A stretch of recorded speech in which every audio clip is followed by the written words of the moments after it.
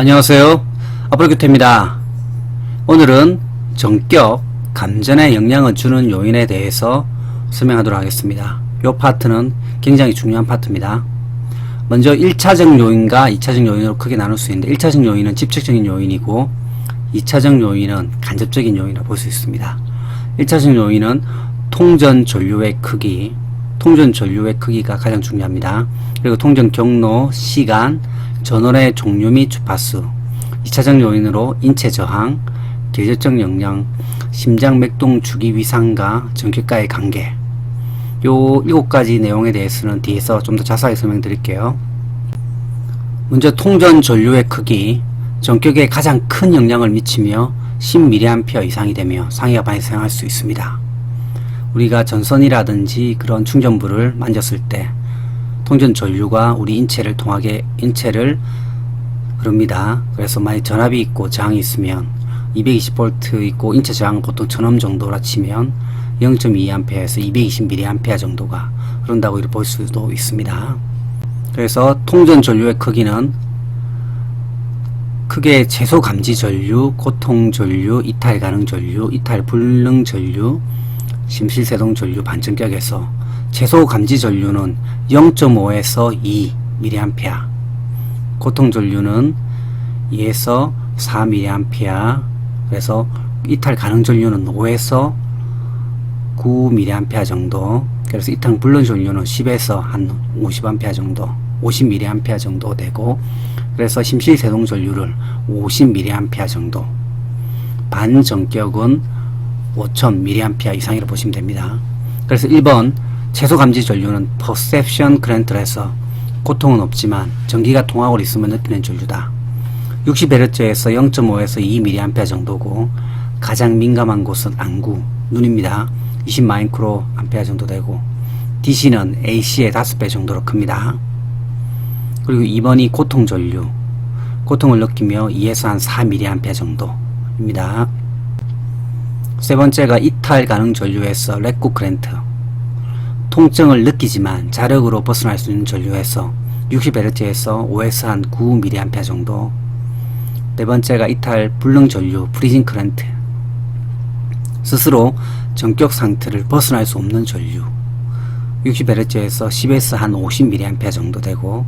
5번이 심실세동 전류에서 심장이 정상적인 맥동을 하지 못하게 되어 혈액 공급이 안 되는 거, 60Hz에서 50에서 약 한 5000mA 정도 되고, 이거는 70kg인 사람 성인 남자를 기준으로 했을 때 I는 165 나누기 루트 T에서 mA에서, T는 통전 시간이고 I는 심실 세동 전류입니다. 그리고 두 번째가 이제 통전 경로, 전류가 심장을 지날수록 위험하다. 저는 5개 정도만 외웠습니다.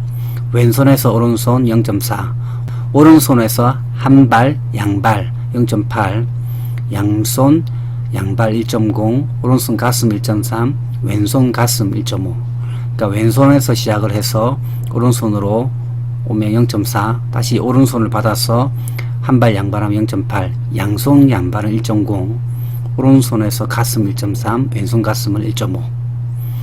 그래서 저희가 제세동기를 보면 자동 제세동기에서 자동 심장 충격기를 오른쪽 가슴에서 왼쪽 가슴으로 이렇게 심장 부분을 진하게 이렇게 붙이는 게 통전 경로로 흐를 수 있도록 하기 위함입니다.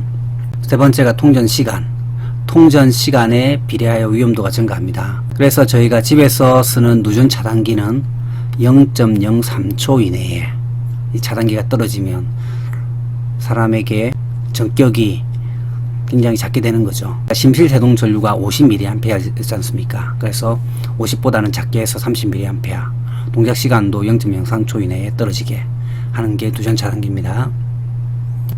전원의 종류 및 주파수는 AC가 DC보다 더 위험하고, 주파수는 50에서 60V 위험하면 높을수록 전격의 위험이 감소합니다. 에디슨이 처음에 전류 전쟁을 할 때 AC하고 DC, 에디슨은 처음에 DC를 사용해야 된다고 그렇게 이야기를 했거든요. AC가 DC보다 훨씬 더 위험하다. 그래서 사형수들을 사형 집행할 수 있게 그거 만드는 거를 에디슨이 지원해줬고, 그래서 AC가 DC보다 훨씬 더 위험합니다. 인체 저항은 전격 전류의 크기를 결정합니다. 보통 인체 저항은 약 한 5.5인데 근로환경, 피부가 젖은 상태, 인가 전압, 동전시간, 대지와 접촉 상태에 따라 약 한 500옴까지도 감소를 합니다. 저희가 누전된 기기를 만졌을 때 인체를 통해서 지락 전류가 흐르는 걸 볼 수 있습니다. 그리고 계절적 영향, 여름철은 높은 온습도로 인해서 인체 저항이 감소하고 전기기기에 저런 파괴가 쉬워서 전격 사고가 겨울철에 비해서 훨씬 높습니다. 누전되고 있는데 사람이 들어갔을 때 감전되고 이렇게 물이 고여 있는 데 많기 때문에 전기기기들을 감전 사고가 훨씬 더 여름철에 비해서 많다고 볼 수 있습니다.